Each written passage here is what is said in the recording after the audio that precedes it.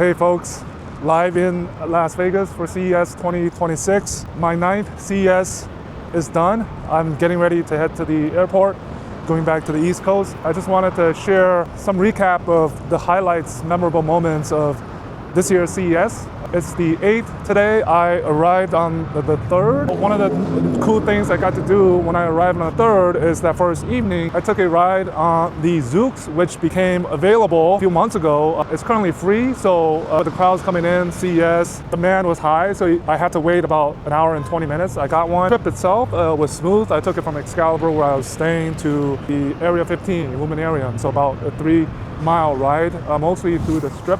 It was boring, which meant it was good. It was smooth. The ride experience was comfortable. The only thing was that you had to be patient and wait because of the demand. But I got one. I think there's still some steps to be taken before you can actually pay for it, like a paid ride. Right now it's still free. But if you come to CES often, you know that Zoox has been testing their service, the vehicles. It's kind of the toaster oven style robotaxi ever since Amazon bought it like 5-6 years ago. So that was a great first experience after touching down in CES. And then on the 4th, what I always do is to attend the tech trends to watch. It's always great to kick off with some of the foresights of what's happening in the tech world. AI was a big topic. I remember at Geely's booth, like the big logo was AI everything and AI everywhere. I thought that was pretty striking.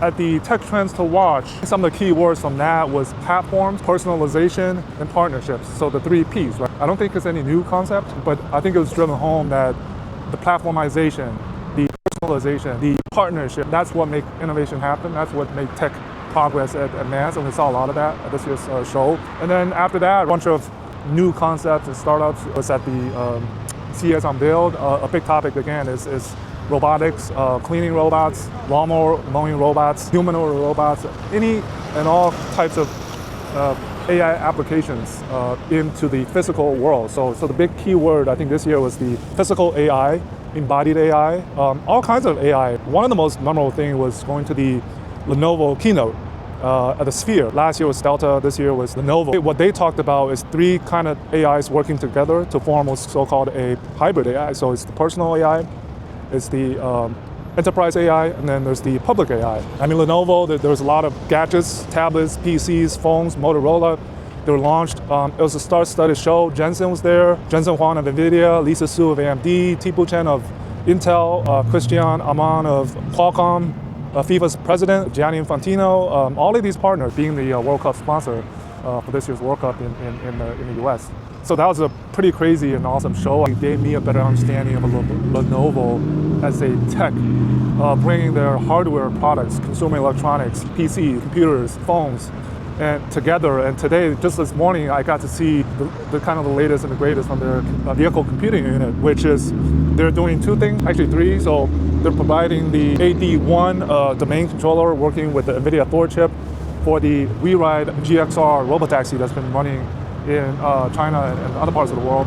They're also providing a lower kind of a version of it. It's called the AH1 for level 2++ ADAS, and they're supplying this also together along with NVIDIA to SAIC Motors IM brand LS6 and LS9 for ADAS. And then they also came out with this AI box of the vehicle computing, especially for autonomous driving. And after that, today I went to check out Black Sesame, where one of the biggest news I think was their Huashan A2000 chip receiving the US approval. That's a great news for them. A lot of other chip companies, you have to go through certain homologation or requirements to pass the BIS requirement.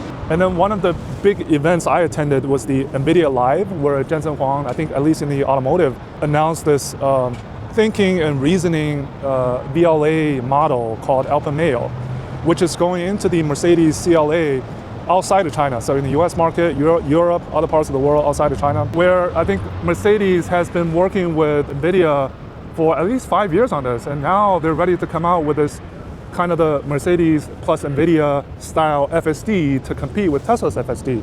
And they showed a video, it was great. Actually, Mercedes CEO Ola Kalinius, he kind of stole the show because he gave an overview of the current landscape of autonomous driving, where he said there's going to be the level 2++, there's going to be consumer level 3, level 4 that you can own, and there's also going to be the robotaxi that's already running in the US, in China, and other parts of the world.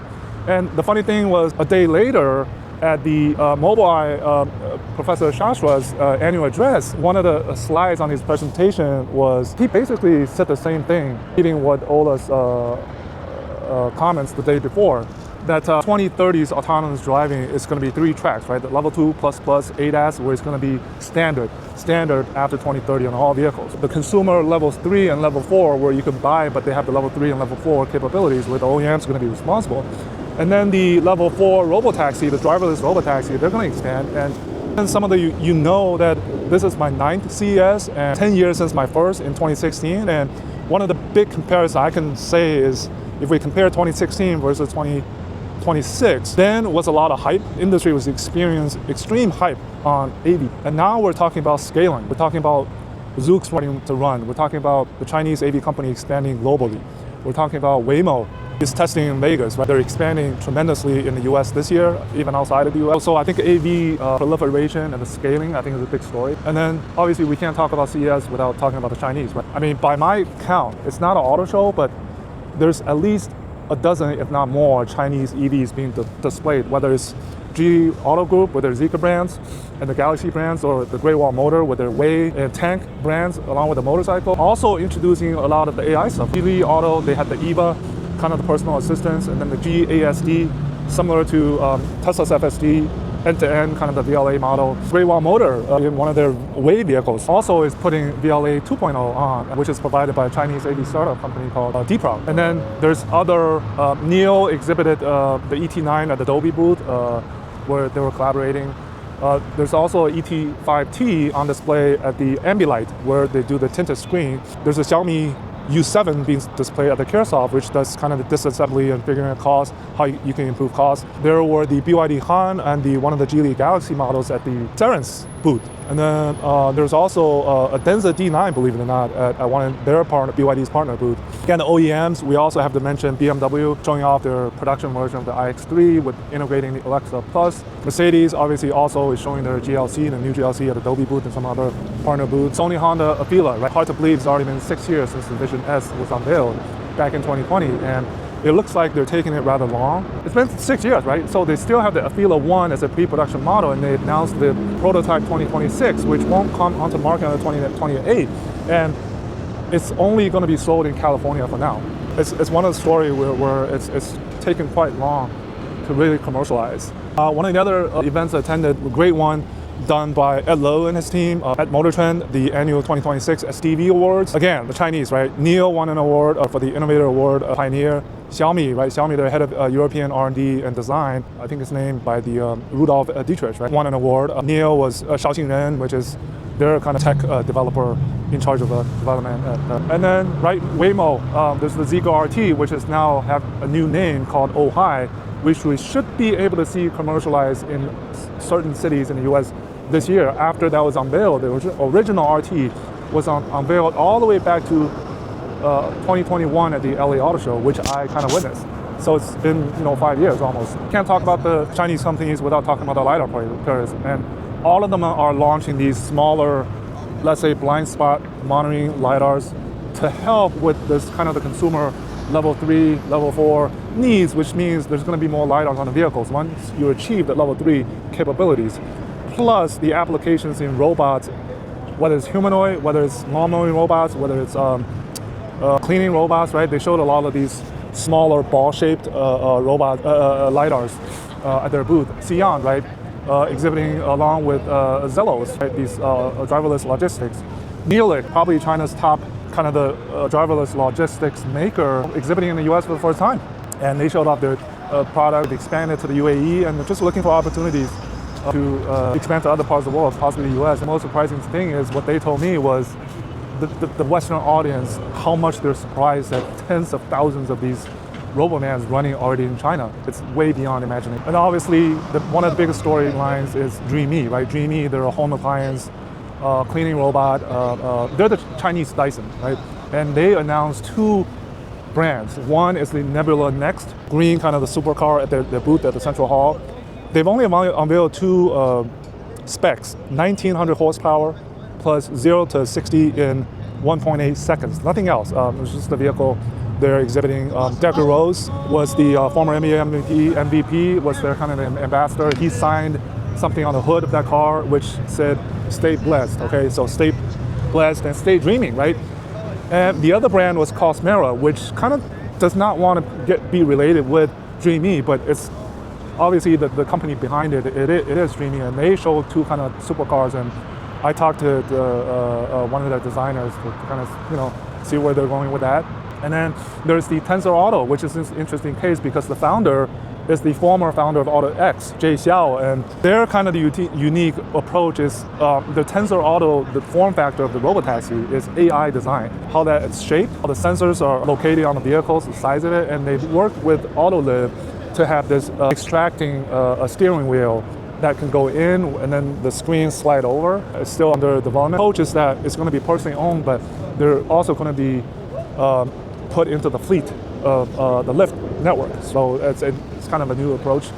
NVIDIA, Lucid, and Neural, they, along with Uber, unveiled the Lucid gravity-based robotaxi at the NVIDIA showcase at Fontainebleau, right? One of the coolest special moments that I had at this year's CES was having the opportunity to talk to David Moss, the guy who currently has the most mileage in FSD without a engagement, over 11,000 miles, 100% FSD. And I took him to experience the NIO ET9. We got lucky because NIO employee number 1, Ted Lee, who's behind the development of the Nomi personal assistant on NIO cars, he gave us a special demonstration of the NIO ET9 with the Skyride and Adobe Atmos and the Vision inside the ET9 Horizon at the Adobe Live at Park MGM, which actually was my first time ever in the ET9 Horizon, but my third time overall. First time was in China in Hangzhou, second time was late last year at the Munich Auto Show, at the regular ET9, and now the ET9 Horizon. Well, actually my time sitting in it. And David was his first time sitting ever in a Chinese vehicle of any brand. I think he was impressed and wowed, to say the least, and to have like Ted Lee give us a special demo and talk about the capabilities. I think that was one of the most memorable moments. And then also you can't talk about CES without talking about the controversial Faraday Future, which had their Super One, which is based on one of the Great Wall Motor vehicles. Interestingly enough, that was on display outside of the Renaissance Hotel for the public to test ride in. They announced their next stage of growth. They announced some volume numbers. I think they want to achieve cumulatively 400,000 to 500 units with their FF and FX brands. FX has launched the Super One based on the MPV from Great Wall Motor, and they have some volume projection for that. They're also, in the future, wants to launch the FX4, which is supposed to be a smaller compact SUV, about the size of a Toyota RAV4. And they want to use this US-China bridge strategy. And their founder, YT Jia, he's an incredible, controversial person. He founded Faraday Future in 2014, and 2016, the first time when I was at CES, they unveiled the 01. And 10 years later, they're still around. While during that time, some of the brands that were launched and created, they went bankrupt. We can talk about Byton, we can talk about Hi-Fi, some of the other ones, Neta, right? It's pretty difficult to comprehend that Faraday Future is still here. I have a lot of friends that work there. I wish them good luck, but I think there's also going to be challenges. They've somehow survived, but it's all part of the storyline at the CES. I mentioned the Black Sesame getting the US approval. Good for them. And one of the best things for CES to come over here is you experience these technologies. The storylines, they set the tone, especially, let's say, for autonomous driving in the 2030s. I thought Professor Shashua of Mobileye, he gave was great to understand where the industry is going. And then it's the people that you meet. Some of them you meet every year at CES and possibly once every year. And you cherish those moments, you cherish the conversations. All the companies are here, people are engaging, connecting. Me connecting with David and then introducing him to NIO, seeing some of the awards being won by the Chinese brands, seeing the Chinese EV here. Although they cannot be sold yet, I think they eventually will come. It's just a matter of time. If I go back to 2016 when I wrote an article, the race to redefine personal mobility, if I had to write another one, it would definitely be for 2026 CES, the race to advance the redefined mobility. I think that will be my headline or title. I'm going to sign off from Vegas. We'll see you next year at CES 2027. Bye.